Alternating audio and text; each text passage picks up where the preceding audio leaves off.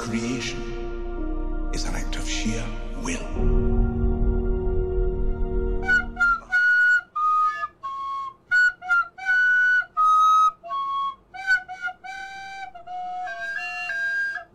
Nous y voici donc le troisième Jurassic World, réalisé par Colin Trevorrow, réalisateur du premier Jurassic World, que j'avais beaucoup apprécié, et qui suit directement les événements de Jurassic World 2, Fallen Kingdom, que j'avais bien aimé aussi, moins que le premier, mais tout de même sacrément bien apprécié, ramenant tout le casting de Jurassic Park et de Jurassic World pour cette conclusion épique.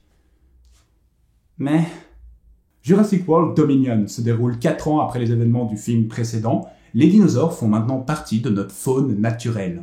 Nous continuons de suivre les péripéties de Owen et Claire, ayant adopté la jeune fille clonée Maisie, qui s'est fait kidnapper par une société qui cherche à révolutionner le monde, risquant de le faire entrer dans une ère fragile pour l'humanité. Mais c'est vraiment donnant-donnant en fait, oui et non. Il y a à la fois de bonnes choses, de très bonnes choses dans ce film, mais qui sont vraiment accompagnées par des choses mauvaises, voire très mauvaises. Le seul élément que je trouve irréprochable dans ce film, c'est le visuel. Cadrage, composition d'images, effets pratiques, effets spéciaux, là rien à redire. Les effets spéciaux numériques sont vraiment nickel. C'est le summum de la VFX actuelle, en attendant Avatar 2. Il n'y a pas une scène où les dinosaures semblent faux ou mal incrustés, malgré le fait qu'il y ait beaucoup de différents décors, neige, jungle, Méditerranée, et différents styles de lumière, de jour, de nuit, dans la brume. Et leurs effets pratiques se sont aussi nettement améliorés. Je me rappellerai toujours de ma réaction au cinéma face à l'animatronics du Diplodocus dans le premier World. Ici, c'est réussi. Au niveau de leurs mouvements et de leur rendu de texture, ça fait beaucoup moins toc. Que ce soit pour les animatronics partiels, les têtes, les griffes des grands dinosaures, qui sont rarement filmés en plan-pied quand c'est des effets pratiques, ou que ce soit des animatronics complets pour les plus petites créatures. Et finalement, tout cela est filmé avec efficacité. Colin Trevorrow et son chef opérateur sont revenus avec le format 2.0 qui avait déjà été utilisé pour le premier Jurassic World.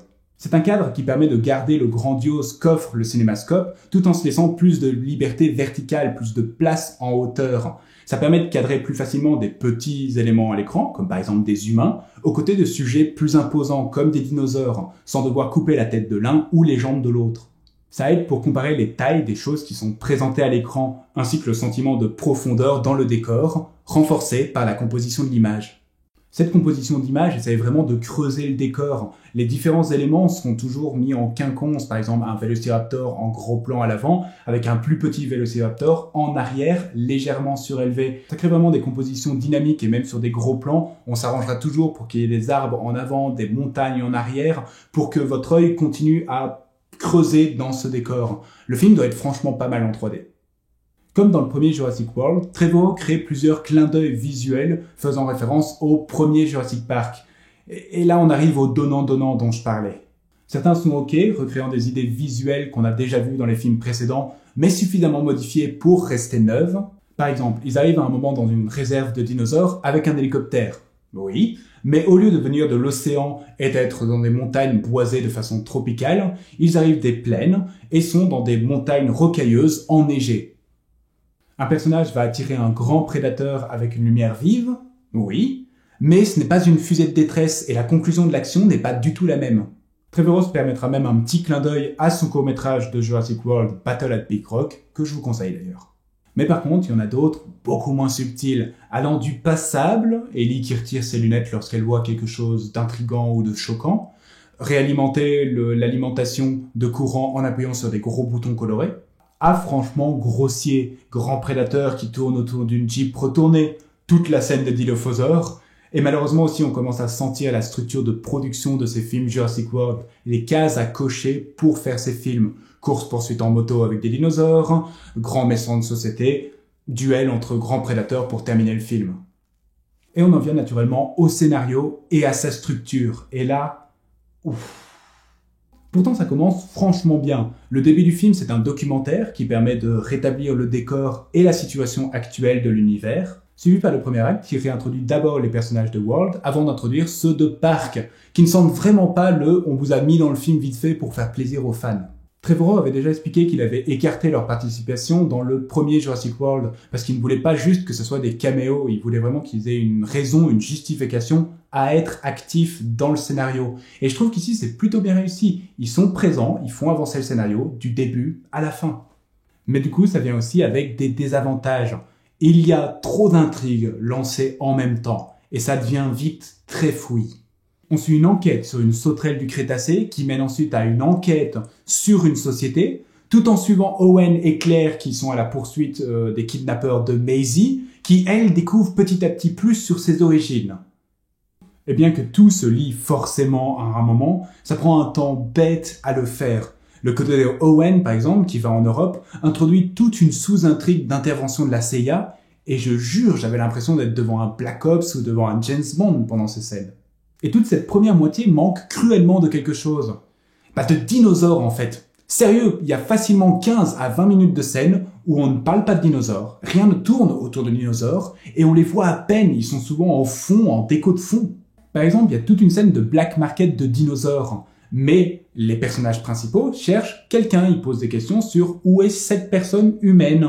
Le centre d'intention n'est pas du tout sur les animaux. C'est un peu comme dans les cantinas de Star Wars. Les aliens sont là, ils sont présents, mais l'action ne les concerne pas. C'est peut-être une intention de réalisation de la part de Trevorrow, vu que l'idée dans Jurassic World 1 avait déjà été introduite, que les gens se lassaient assez vite des dinosaures maintenant qu'ils étaient recréés, et qu'il fallait les renouveler. Donc là, parce que les dinosaures font vraiment partie de notre faune actuelle, les gens sont devenus blasés, et c'est devenu lambda des dinosaures. Ouais, c'est logique dans l'univers du film, mais pour le public, c'est pas spécialement divertissant. Et quand les dinosaures sont là, c'est divertissant. Cette opération d'intervention de la CIA est suivie par une grande course-poursuite dans l'Italie, et ouais, c'est divertissant. Mais on retourne dans l'ennui vite. Pour moi, il y a une mauvaise focalisation de ce qu'on aborde et du temps qu'on y consacre. Le script s'intéresse beaucoup à Maisie, ce qu'elle ressent, son envie de se trouver, de comprendre ses origines. Ça prend beaucoup de temps en montage, et je suis désolé, je m'en fous complètement. Je viens pas voir un Jurassic Park pour une histoire de clone humain. Ensuite, beaucoup trop de temps consacré à la société. C'est un principe que j'aime bien, la société qui fait une manipulation, qui sabote le marché pour en devenir le fournisseur principal, mais que cette manipulation va trop loin, devient incontrôlable et catastrophique. Ça fait un peu Umbrella dans Resident Evil, par exemple. Mais l'enquête sur les sauterelles du Crétacé prend des plombes, et le portrait de la société et de son chef n'a aucune subtilité et aucune intelligence dans sa représentation. Et arrive la seconde moitié du film qui ressemble déjà plus à un Jurassic Park, personnage en zone hostile, poursuite, survie, et c'est dingue, il y a des dinosaures. Ça devient sacrément plus divertissant et fluide, aussi bien dans l'action que dans les dialogues, parce que vu que les acteurs sont enfin réunis, on peut avoir un peu de répondant et un peu de jeu entre eux. Mais même là, vu qu'il reste plus beaucoup de temps au film, ça devient juste un enchaînement de scènes d'action qui se suivent les unes après les autres, un peu convenues dans leur déroulement et franchement grossiers dans leur jumpscare, par exemple, et ça devient juste inefficace à la Michael Bay, quoi. Et les dinosaures choisis n'en sont presque pas. Pour élargir et un petit peu varier le bestiaire, ils sont allés chercher des créatures pré-crétacées et post-triassiques. C'est logique dans l'univers du film que scientifiquement on essaie de créer des créatures plus anciennes ou plus récentes pour avoir des nouveaux génomes, pour comprendre l'évolution du monde. Mais si ça continue comme ça, on aura des mammouths et des dents de sabre dans le prochain film. Donc voilà.